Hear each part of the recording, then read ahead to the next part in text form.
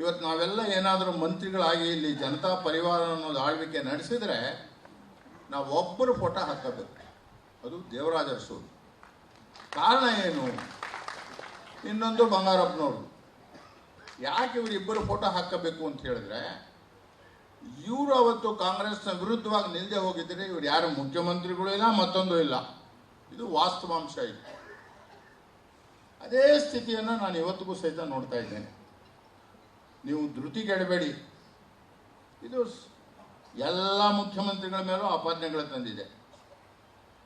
ನಿಜಲಿಂಗಪ್ಪನವ್ರ ಮೇಲೆ ಆಪಾದನೆ ಬಂದಿತ್ತು, ದೇವರಾಜ ಅರಸು ಅವ್ರ ಮೇಲೆ ಆಪಾದನೆ ಬಂದಿತ್ತು, ಬಂಗಾರಪ್ಪನವ್ರ ಮೇಲೆ ಆಪಾದನೆ ಬಂದಿತ್ತು, ಗುಂಡ್ರಾಯರ ಮೇಲೆ ಆಪಾದನೆಗಳು ಬಂದಿತ್ತು. ಎಲ್ಲ ಆಪಾದನೆ ಮಾಡೋದೇ ಕೆಲವರು ಕೆಲಸ. ಏನು ಮಾಡೋದು? ಅವ್ರಿಗೆ ಬೇರೆ ಕಸುವಿಲ್ಲ, ಅವ್ರ ಉದ್ದೇಶ ಬೇರೆ ಇದೆ. ನಿಮ್ಮನ್ನು ಉಳಿಸೋದಷ್ಟೇ ಅಲ್ಲ, ನಿಮ್ಮ ಹಿಂದೆ ಇರ್ತಕ್ಕಂಥ ಶಕ್ತಿಗಳನ್ನು ಅಡಗಿಸಬೇಕು ಅಂತಕ್ಕಂಥದ್ದು ಇವತ್ತು ಕರ್ನಾಟಕದ ಜನ ತಿಳ್ಕೊಂಡಿದ್ದಾರೆ. ಇದು ಬಹಳ ಮುಖ್ಯವಾಗಿರ್ತಕ್ಕಂಥ ಒಂದು ವಿಚಾರ. ಒಂದು ಸ್ವಲ್ಪ ವಿಷಯಾಂತರ ಅದೇ, ಯಾಕೆಂದರೆ ಇಂಥ ವೇದಿಕೆಗಳಲ್ಲಿ ಇಂಥ ಸಂದರ್ಭದಲ್ಲಿ ಹೇಳಬೇಕು. ಸಿದ್ದರಾಮಯ್ಯನವರೇ ನೀವು ಭಾಳ ಚೆನ್ನಾಗಿದ್ದೀರಾ, ಭಾಳ ಒಳ್ಳೆ ಆಡಳಿತ ಕೊಟ್ಟರು ಅಂತ ಹೇಳೋದಲ್ಲ. ಸಿದ್ದರಾಮಯ್ಯನವ್ರ ಹಿಂದೆ ಇವತ್ತು ಕಾಂಗ್ರೆಸ್ ಪಕ್ಷ ಇದೆ, ಕಾಂಗ್ರೆಸ್ ಪಕ್ಷದ ಅಧ್ಯಕ್ಷರಿದ್ದಾರೆ, ಮತ್ತು ಕಾಂಗ್ರೆಸ್ ಪಕ್ಷದ ಎಲ್ಲ ನಾಯಕರುಗಳು ಅವ್ರ ಜೊತೆ ಇದ್ದಾರೆ. ನಮ್ಮ ಉಪಮುಖ್ಯಮಂತ್ರಿಗಳಾದ ಡಿ ಕೆ ಶಿವಕುಮಾರ್ ಅವರು ಕಾಂಗ್ರೆಸ್ ಪಕ್ಷಕ್ಕೆ ಭಾಳ ದುಡಿದಿರೋರು. ನನಗಿಂತ ಅವ್ರ ವಯಸ್ಸಲ್ಲಿ ಚಿಕ್ಕವರು, ಅನುಭವದಲ್ಲೂ ಚಿಕ್ಕವರು. ಧೈರ್ಯವಾಗಿ ನಾನು ಹೇಳಬಲ್ಲೆ, ನಾವಿಂಥ ಸಂಕಷ್ಟಗಳನ್ನು ಭಾಳ ಎದುರಿಸಿದ್ದೀವಿ. ನೀವು ನಿಜವಾಗಿಯೂ ಕಲ್ಲು ಬಂಡೆ ನಿಮ್ಮ ಹಿಂದೆ ಇದೆ ಸಿದ್ದರಾಮಯ್ಯ. ನೀವೇನು ಹೆದರ್ತಕ್ಕಂಥ ಅವಶ್ಯಕತೆ ಇಲ್ಲ. ಇದನ್ನು ಚೆನ್ನಾಗಿ ತಿಳ್ಕೊಳ್ಳಿ.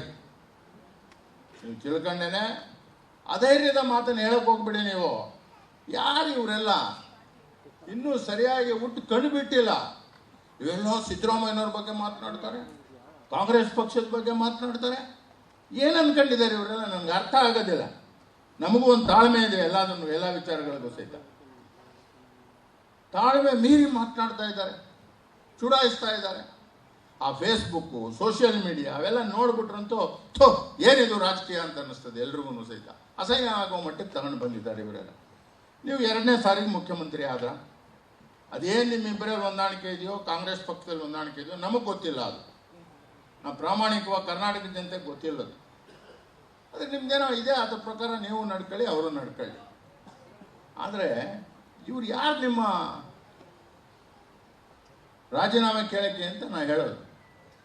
ಇವ್ರಿಗೆ ಹಕ್ಕೇ ಇಲ್ಲ ಅದನ್ನು ಕೇಳಕ್ಕೆ. ನಿಮ್ಗೆ ಹೇಳ್ತೀನಿ ಕೇಳಿ. ಇವರೆಲ್ಲ ಗಾಜಿನ ಮನೆಯಲ್ಲಿ ಕುಳಿತಿರೋರು. ಇವ್ರಿಗೆಲ್ಲ ಬೇರೆ ಬೇರೆ ಜವಾಬ್ದಾರಿಗಳಿವೆ, ಅದನ್ನು ನಿರ್ವಹಿಸಬೇಕು.